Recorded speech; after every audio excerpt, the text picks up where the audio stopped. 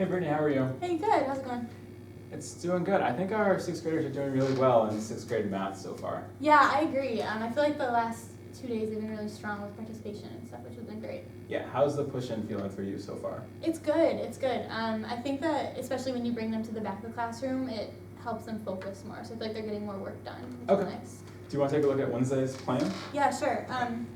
So just like an overview, the objective is basically that they're able to articulate that when you have two values, you want them to be the same size before you can compare them. Okay, I remember this lesson from last year. They had a little bit of trouble. Yeah, they did. Yeah. So I think though that with this year's like STAMP and the Explore structure that they'll be able to say it more often, so hopefully they'll be able to use it in practice. Okay, perfect. So just to give you an overview, when you walk in, it's going to be around part 2, but just so you know where they're coming from, right before you walk in, we're going to be stamping it, and kids just need to say that to compare, we need to ensure both values have equal pieces or are of the same size. That's the general theme throughout the rest of the class. Okay, equal pieces, great. And so then when you walk in, we'll be about to part 2, dial it back, and So you're thinking after the first 30 minutes you'll be getting part 2? yeah, Okay. yeah. And so if you could keep them in their seats for part 2, because we're still going to be doing some guided practice, but the biggest ones to focus on are 1A and 1D. Those are going to be the hardest for them, so I think you circulating to them around those questions will be really helpful. Okay. All right, and then your exemplar, it's been by the door. Is that where it's going to be all year? Yeah, so as soon as you walk in, it'll be right in that little slot right outside Okay, the door. perfect.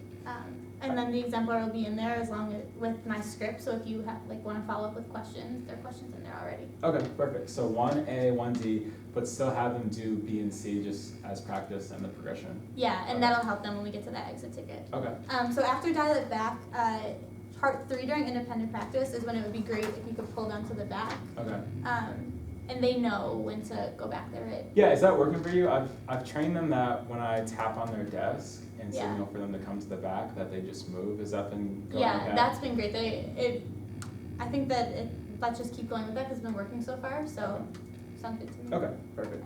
And so for independent practice, they're all important, but if you could really focus on 1A and 3A, that's going to help them the most with the exit ticket. Okay. 1A and 3A.